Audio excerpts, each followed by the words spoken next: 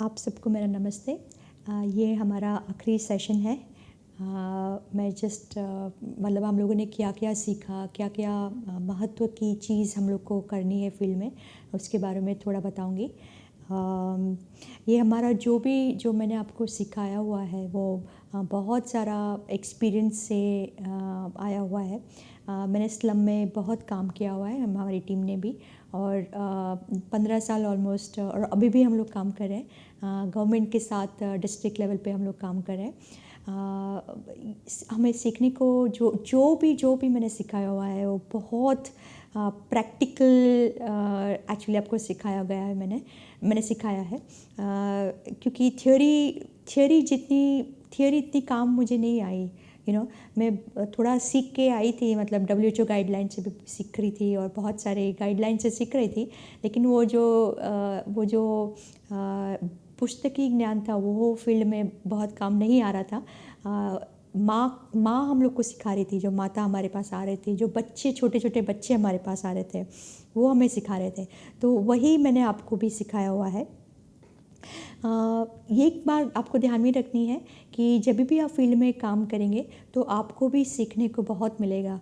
ठीक है, ये जो सीख रहे हैं वो आपको शेयर करना है हमारे साथ। I will be very happy अगर मुझे आपसे कुछ सीखने को मिले, क्योंकि सब लोगों का अलग अलग एक्सपीरियंस होता है, और जितना हम लोग एक्सपीरियंस शेयर करेंगे हम लोग एक दूसरे से सीखेंगे। तो ये ऐसा नहीं होना चाहिए कि जो मैंने सीखा है बस वही आप कर रहे हैं। ऑफ कोर्स वो आप ट्राई करिए, क्योंकि हम लोगों ने बहुत सारी रिसर्च की और उसके रिजल्ट्स बहुत अच्छे आए हैं, लेकिन आप भी बहुत सीखेंगे फील्ड में। तो ये आपको ध्यान में रखना है कि आपकी जो सिखाई है वो बस NPTEL तक ख़त्म नहीं हो रही है, अभी तो ये शुरुआत है। करेक्ट। दूसरा क्या है कि अभी मैं आपको जो अलग अलग जो हमारे हिस्से हैं, मतलब सगर्भ माता होती है, जो धात्री माता होती है, जो लैक्टेटिंग मदर्स है, किशोरी वय की जो लड़कियां हैं, इन्फेंसी जो है, जो छोटे छोटे बच्चे हैं, न्यूबॉर्न बच्चे हैं, 6 महीने के बच्चे, थोड़े बड़े बच्चे, तो पूरा हमारा जो लाइफ साइकिल है, ठीक है, उसके बारे में थोड़ा मैं आपको वापस बताऊंगी। जैसे मैंने आपको सारे ट्यूटोरियल में और सारे लाइव सेशन में बताया हुआ है, लेकिन वापस मैं थोड़ा हर हिस्से पे थोड़ा फोकस करने वाली हूँ। तो सबसे पहले तो हम लोग लेते हैं किशोरी वय की लड़कियाँ। ठीक है, सिर्फ लड़कियाँ नहीं, लड़कों और लड़की दोनों के लिए मैं बताने वाली हूँ कि ये टाइम जो है बहुत विकास होता है ये टाइम में। ठीक है, लड़कों और लड़कियों की हाइट बढ़ती है, उनका जो विकास है ये टाइम में, अगर लड़कियों ने या दोनों ने, लड़कों ने लड़कियों ने अच्छी तरह पोषण तत्व खाए, पोषक वाला खाना खाया, तो बहुत उसके परिणाम आपको बहुत अच्छे मिलेंगे। ठीक है, तो मेनली क्या खाना है, प्रोटीन बहुत कम है हमारे बच्चों में। ठीक है, तो प्रोटीन वाला खाना है। लड़कियों को बताना है कि कैल्शियम वाला जो खाना है, तो मतलब दूध है, दही है, पनीर है, वो लेना है ज़्यादा। हरी सब्जियां हैं, ऑफ कोर्स मिनरल्स है हरी सब्जी में, मैग्नीशियम है, पोटेशियम है, आयरन है, वो आपको मालूम ही है, तो वो वाला भी बच्चों को बहुत खाना है। B12 भी बहुत कमी है, CNNS डेटा में दिखाया हुआ है कि B12 की बहुत कमी है, तो आपको वो B12 वाला भी खाना देना है। तो नॉनवेज अगर बच्चा है तो अंडे से मिलेगा, नॉनवेज फूड से मिलेगा, लेकिन आप वेजिटेरियन हो तो दूध, दही, पनीर से आपको विटामिन B12 बहुत अच्छी तरह मिलेगा। ठीक है, दूसरे जो प्रोटीन युक्त आहार है, जैसे दालें हैं, सारे मिलेट्स है, आजकल तो इंडिया में मिलेट्स का बहुत ही ये हो रहा है, तो मिलेट्स वाला खाना भी आपको डेफिनेटली बच्चों को देना है। सारे जो बीज होते हैं, भोपले के बीज है, तिल है, ठीक है, अजवाइन है, तो वैसे भी आप उसका पाउडर बना के किशोरी वय के खाने में डाल सकते हैं। उनके जो लंच या डिनर है, शिंगदाना भी बच्चों को खिला सकते हैं। दूसरा एक प्रॉब्लम हमारे किशोरी वय में ये है कि वो लोग बाहर का खाना बहुत खाते हैं, जंक खाना बहुत खाते हैं, तो वो डेफिनेटली हमारे जो ट्यूटोरियल है जंक फूड के, आपको उनको दिखाना है कि अगर जंक फूड खाए तो क्या प्रॉब्लम हो सकता है। एक पीसीओडी करके एक प्रॉब्लम है जो आजकल किशोरी वय की लड़कियों को बहुत हो रहा है। वो क्योंकि वो बाहर का खाना बहुत खाते हैं, घर में भी खाते तो ज़्यादा गेहूँ और चावल ज़्यादा खाते हैं, शक्कर ज़्यादा खाते हैं, तो वो लड़कियों को फिर हार्मोनल प्रॉब्लम होता है और फिर उनको जाके एक्ने की बीमारी या तो महीना टाइम पे नहीं आना, बहुत सारे ऐसे प्रॉब्लम होते हैं। आगे जाके उनको इनफर्टिलिटी का प्रॉब्लम ही होता है, बच्चे नहीं होते हैं उनको, मतलब बहुत डिफ़िकल्ट होती है उनको गर्भ धारण करने की। तो दूसरा एक इम्पॉर्टेंट चीज़ है जो आपको किशोरी वय के लड़कियों को समझाना है कि जो आजकल जो सोशल मीडिया है, बच्चे लोग बहुत उस पे टाइम स्पेंड करते हैं। तो आपको बताना है कि वो सोशल मीडिया पे काम कम करें, ज़्यादा से ज़्यादा वो खेले, बाहर खेले, कोई स्पोर्ट्स में भाग ले, स्पर्धा में भाग ले, सारा टाइम टीवी के सामने नहीं देखे, क्योंकि वो आँख के लिए भी अच्छा नहीं है, नींद भी अच्छी नहीं आती है एक्चुअली ज़्यादा टीवी देखने से या बहुत सारा लाइट होने से। दूसरा आपको बताना है कि सोने की जो है सोने के ऊपर भी बहुत ध्यान देना है कि बच्चे को बताना है कि 10 बजे तक वो उनको सोना है और मिनिमम 7 से 8 घंटा, उठ से 7 से 8 घंटा बच्चों को सोना है। और ये तो हो गया आपका न्यूट्रिशन किशोरी वय का। एक चर्बी है जो है आपकी सैचुरेटेड फैट, तो उनको बताना है कि जो मलाई है, मक्खन है, घी है, वो अच्छी चर्बी है, उनको आप डेफिनेटली एनकरेज कीजिए, क्योंकि बहुत टाइम क्या होता है कि उनका वज़न बहुत कम होता है।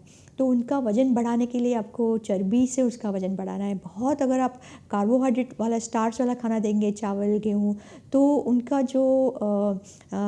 जो वज़न है वो ठीक तरह से नहीं बढ़ेगा। उनका वज़न बहुत चर्बी, मतलब लिवर में ना जो फैट है, वसा है, वहाँ जमा होके वो वज़न बढ़ेगा, वो अच्छा वज़न नहीं होगा। तो पहले आप फोकस कीजिए, प्रोटीन पे फोकस कीजिए और फिर अच्छी चर्बी पे फोकस कीजिए। आयरन है, सारे विटामिन्स है, मिनरल्स है, वो मैंने आपको ट्यूटोरियल में बताए हुए, तो वो भी आपको उनको बताना है, सिखाना है। और डेफिनेटली आप उनका you will be able to improve their height and weight also, ठीक है।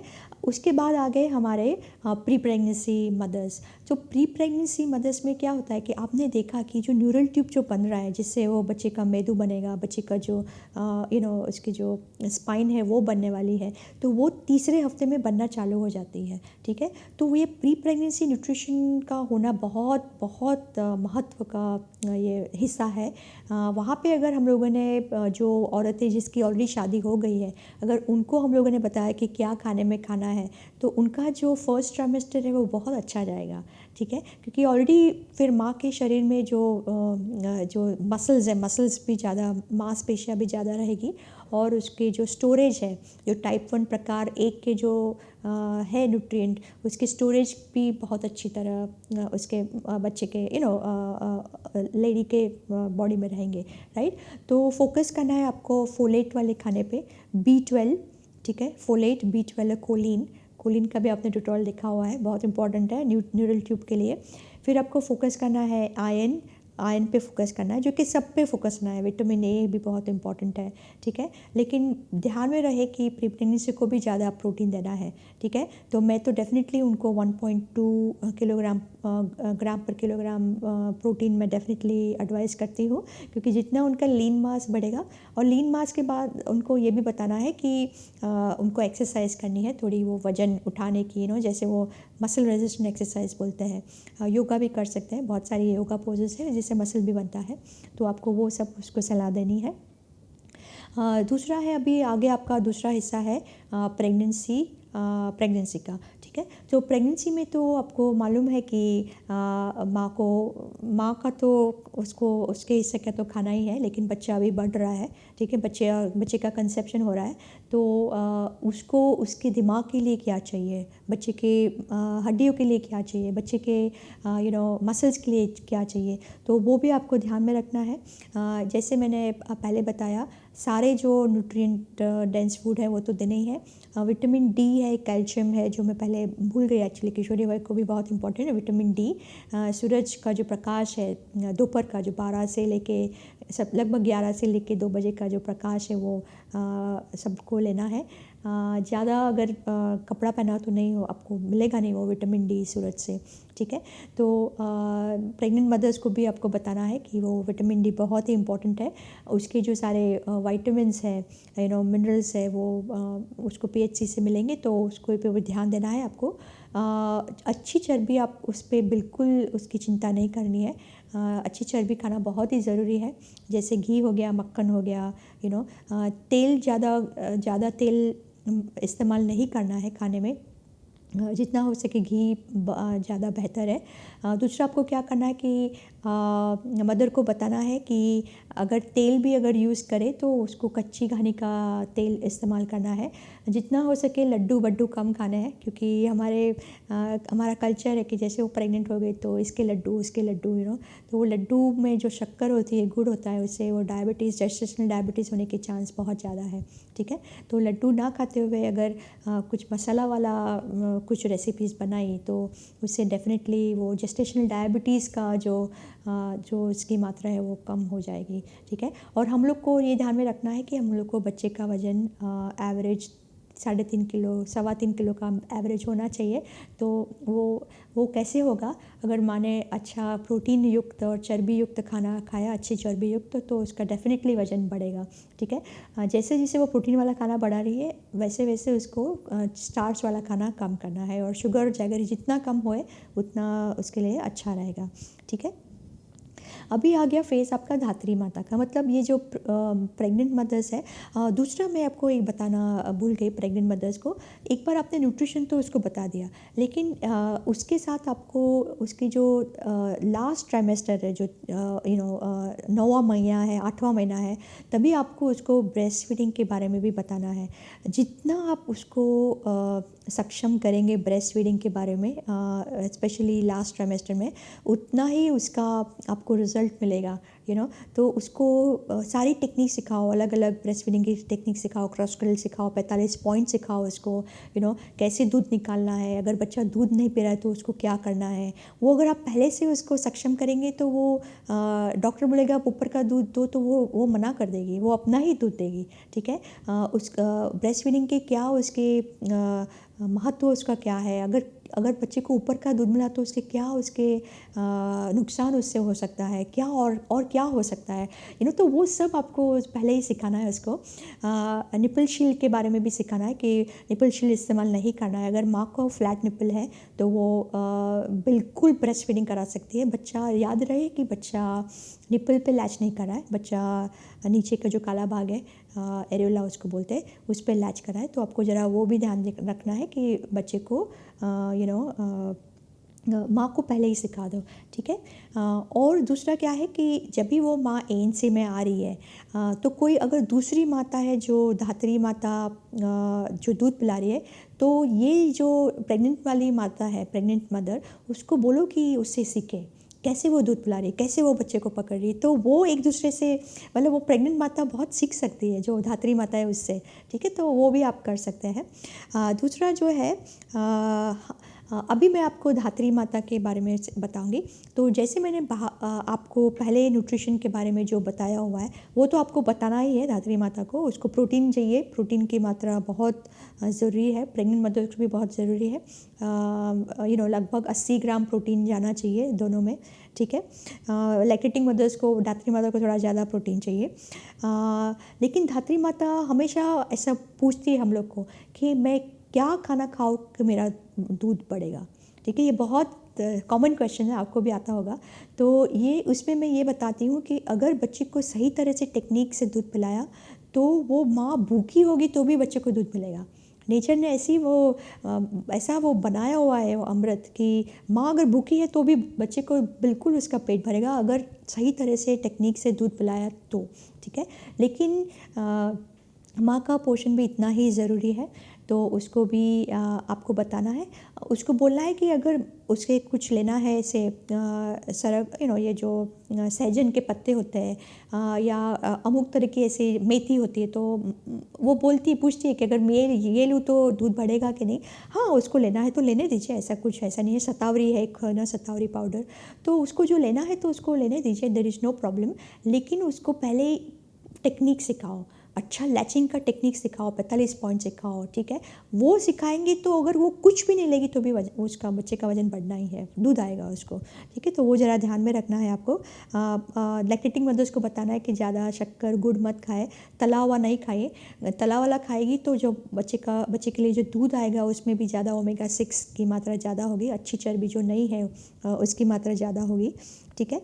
और ऑफ कोर्स जितना वो टाइप 1 वाला खाना खाएगी, टाइप 1 वाला खाना है आपका आयरन, कैल्शियम, बहुत सारे विटामिन्स, तो उतना वो उसके दूध में वो टाइप 1 न्यूट्रिएंट जो प्रकार एक के जो पोषक तत्व है उसकी मात्रा बढ़ेगी, ठीक है। तो आपको वो उस पर ध्यान रखना है। अभी आ गया आपका इन्फेंसी स्टेज, ठीक है। तो इन्फेंसी स्टेज मतलब बच्चा अभी पैदा हो गया, ठीक है। अभी आप सोचिए कि अगर मदर को पहले ही पता होता ब्रेस्ट रोल के बारे में, केएमसी के बारे में, अलग अलग टेक्निक के बारे में, ब्रेस्ट फीडिंग की टेक्निक के बारे में, तो आपका वहाँ पे हॉस्पिटल में कितना वो कन्वीनियंट हो जाता। तो आपको आपकी जो माँ है ना, आपकी जो सेंटर की माँ है, आपको उसको सक्षम करके भेजना है। क्योंकि जैसे वो हॉस्पिटल में एक बार वो दाखिल हो गई, हॉस्पिटल एक वॉर जोन होता है, वॉर जोन, बहुत सारे इश्यूज़, बहुत सारे mothers, health care worker, staff nurse are busy, बच्चे रो रहे हैं, कुछ उसको पता नहीं है। लेकिन अगर उसको मालूम है कि मुझे ये करना है, वे करना है, बच्चा दूध नहीं पी रहा है, मुझे ऐसे दूध निकालना है, ऐसे पिलाना है, तो इमेजिन करो कि वो आपको कितनी वो दुआएं देगी माँ की, मुझे ये सब सिखाया, मुझे भी मालूम है मुझे क्या करना है, ठीक है। तो आपको माँ की दुआएं लेनी है, ठीक है। दूसरा ये है कि आपको अगर आपकी आशा वर्कर्स है तो आपको आशा वर्कर के साथ कोऑर्डिनेट करके उसको वहाँ पे सिखाना है, ठीक है। हॉस्पिटल में जाके माँ को सिखाना है, क्योंकि आपने थोड़ा उसको ट्रेनिंग तो दे दिया, लेकिन जब भी बच्चा हाथ में आता है तो वो पूरा अलग ही चीज़ है। तो जितना आप हॉस्पिटल में उसको सिखाएंगे तो उसके लिए बहुत अच्छा रहेगा। 2-3 दिन वो रहती है, तो वो 2-3 दिन का आपको मतलब बहुत उपयोग करना है। जितना वो पहले 2-3 दिन में बच्चा सीखेगा, बाद में बहुत डिफ़िकल्ट हो जाएगा, ठीक है। तो वो आपको ध्यान में रखना है कि माँ को वो पहले 2 दिन उसको बहुत अच्छी तरह उसको सिखाना है, ठीक है। दूसरा क्या है कि अगर अभी हॉस्पिटल के बाद बच्चा घर पे आया, ठीक है, तो पहले 2 हफ्ता माँ को लगता है सीखने के लिए, ठीक है। तो आपको जैसे मैंने एलएपी प्रोटोकॉल में दिखाया, लर्निंग एक्शन प्रोटोकॉल में, उसी तरह वो तरह से आपको विज़िट करनी है, ठीक है। और उसी तरह आपको बच्चे का वज़न भी मॉनिटरिंग करना है। जितना आप वज़न मॉनिटरिंग करेंगे उतना आपको पता चलेगा कि माँ को दूध पिलाना आता है कि नहीं आता है, ठीक है। बहुत टाइम आप भूल जाते हैं कि ये बताना है, वो बताना है। तो अगर आप वेट मॉनिटरिंग करेंगे तो आपको पता चलेगा कि बच्चे का वज़न कितना बढ़ना चाहिए। पहले 2 हफ्ते में लगभग 500 ग्राम बढ़ना चाहिए वज़न, पहले 2 हफ्ते में। आपको मालूम होगा कि आपके बहुत सारे बच्चे ऐसे होंगे जो 2 हफ्ते में बिल्कुल वज़न नहीं बढ़ता है, बर्थ वेट पे आके खड़े रह जाते हैं, राइट। वो बिल्कुल गलत है, ठीक है। पहले 2 हफ्ते में बच्चे का वज़न एटलीस्ट 500 ग्राम बढ़ना चाहिए। अगर बच्चे का वज़न 500 ग्राम नहीं बढ़ा है, उसका मतलब there is definitely a problem, latching में प्रॉब्लम है, या तो कुछ गड़बड़ है, ठीक है। तो वो आपको ध्यान में रखना है।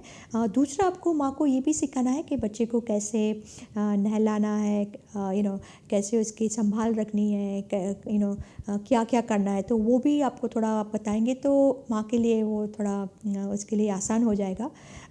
दूसरा जो है ये है आपका कॉम्प्लीमेंट्री फीडिंग स्टेज, मतलब जो पूरक आहार का जो स्टेज है। तो वो जो पूरक आहार की जो सेंसिटाइजेशन है वो आपको 4 महीने से चालू करनी है, ठीक है। ऑफ कोर्स माँ को पहले से ही बताना है कि सिर्फ माँ का दूध 6 महीने तक होना चाहिए, लेकिन आप सेंसिटाइजेशन चालू कर सकते हैं। तो 4 महीने, जैसे बच्चे 4 महीने का हुआ, आप माँ को बता सकते हैं कि अभी 6 महीने के बाद आप कैसे खाना देंगी, क्या खाना देंगी, कैसे उसकी हाइजीन रखेंगे, बच्चे का जो खाना बना रहे कैसे उसको संभाल के रखेंगे, कैसे इन्फेक्शन ना होए, कैसे हाथ धोने हैं, वो सारा जो है इन्फॉर्मेशन है आप 4 महीने से चालू कर सकते हैं। माँ को वो प्रोटीन जो पाउडर्स की रेसिपीज़ हम लोगों ने सिखाई है वो भी आप बना सकते हैं, ठीक है। दूसरा जो है बहुत सारे जो अलग अलग नुस्खे हैं वो भी आप माँ को बता सकते हैं। सारी रेसिपीज़ हम लोगों ने बताई है, राइट। कॉम्प्लीमेंट्री फीडिंग गाइडलाइन है, जो गाइडलाइन है उसका भी वीडियो आप पहले से बता सकते हैं, जैसे मैंने LAP में बताया हुआ है। तो आप उसको पहले सक्षम कीजिए, 4 से 6 महीना उसको सक्षम करना है। और जैसे वो बच्चा 6 महीना कंप्लीट हुआ तो माँ को तुरंत मालूम, उसे पता ही होगा कि मुझे ये करना है, मुझे पहले प्रोटीन वाला खाना देना है, बाद में उसको सब्जी देनी, बाद में उसको फ्रूट देना है, तो वो सब आप पहले ही सिखा दीजिए। एक बार फिर वो एक गलत उसकी आदत हो गई, फिर बहुत डिफ़िकल्ट है उसको चेंज करना, ठीक है। तो वो आप ध्यान में रखो, ठीक है। बाकी का जो है कि उसको कॉम्प्लीमेंट्री फीडिंग में एक दूसरा प्रॉब्लम आएगा कि बहुत टाइम बच्चे बढ़ेंगे ही नहीं। आपको मालूम है 6 महीने के बाद बच्चे का वज़न ही नहीं बढ़ता है। तो ये मैंने भी ये डेफिनेटली आई एक्सपीरियंस दैट कि 6 महीने के बाद बच्चे के वज़न बढ़ाना बहुत डिफ़िकल्ट था।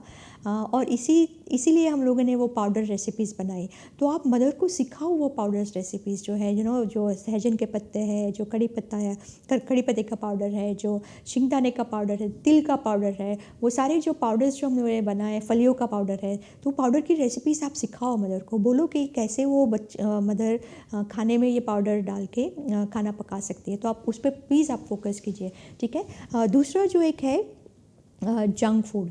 तो जंक फूड है जो आपको बहुत पहले से माँ को बताना है, क्योंकि बहुत टाइम हम लोगों ने देखा है कि माँ जो बिस्किट है वो 4 महीने से बच्चे को चालू कर देती है। वो दूध में डालती है बिस्किट और उसका पॉरेज बना के बच्चों को खिलाती है, ठीक है।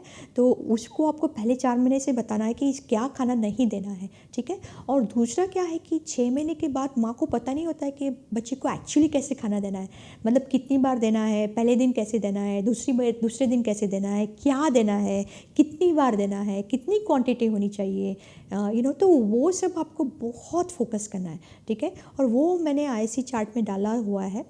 लेकिन आप इसको वो कैसे देना है, वो कैसे आप दिखाओ।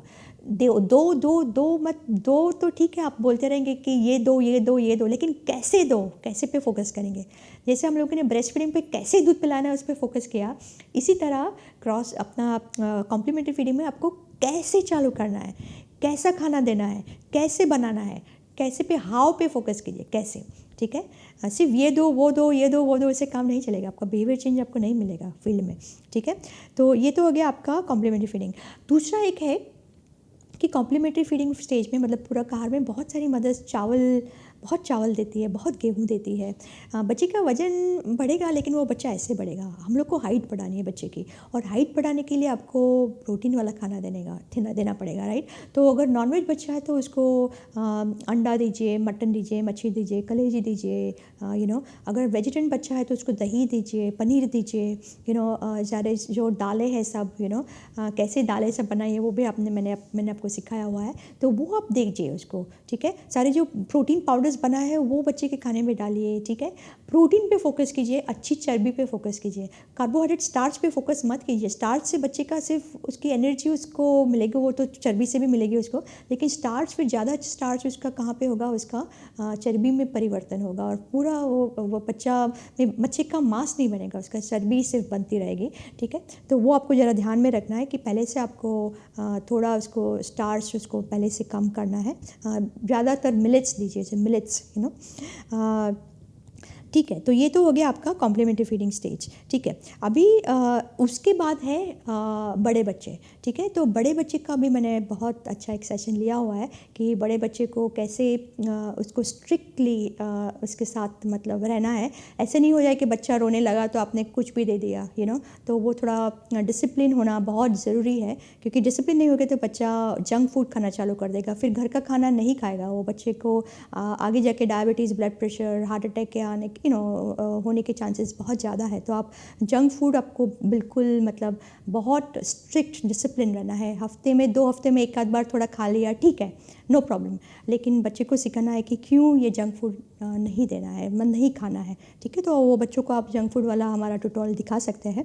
तो ये तो बस यहाँ पे मैं अभी मेरा जो सेशन सारे हैं मैं ख़त्म कर रही हूँ। बिफोर आई लीव मुझे धन्यवाद देना था। सबसे पहले तो NPTEL टीम का धन्यवाद मुझे देना है। दोनों भारतीय है, भारती सकपाल, भारती तरी, बहुत बहुत मुझे उनका बहुत ही सपोर्ट मिला हुआ है। पूरी एनपीटीईएल टीम, तुषार, उनकी पूरी टीम है, जो रिकॉर्डिंग स्टूडियो में मैं अभी हूँ, बहुत ही अच्छी टीम है। मेरे जो 2 टीए है, बेला टोनी है और अपनी नताशा है, दोनों ने मुझे बहुत ही मेहनत करके आपके लिए पूरे सारे 12 सेशंस जो बनाए हैं, उनके हेल्प के बिना मैं ये नहीं कर सकती थी। I also want to thank IIT Madras, IIT Bombay for giving the full support. Also सबसे ज़्यादा धन्यवाद मैं आपको मतलब I want to thank you, क्योंकि इतना मतलब आपने टाइम निकाल के ये सब देखा। एंड ये जब भी आप लेके जाएंगे फील्ड में मदर तक या हेल्थ केयर वर्कर्स के तक, तो आपको डेफिनेटली रिज़ल्ट मिलेगा। और मुझे आपसे बहुत सीखना है, आपकी जो लर्निंग है फील्ड में, तो डेफिनेटली आप you keep in touch with me. आपको मेरा ईमेल तो मालूम ही है। तो बस मैं यहाँ पे विदाई लेती हूँ और आप सबको all the best, good luck and thank you.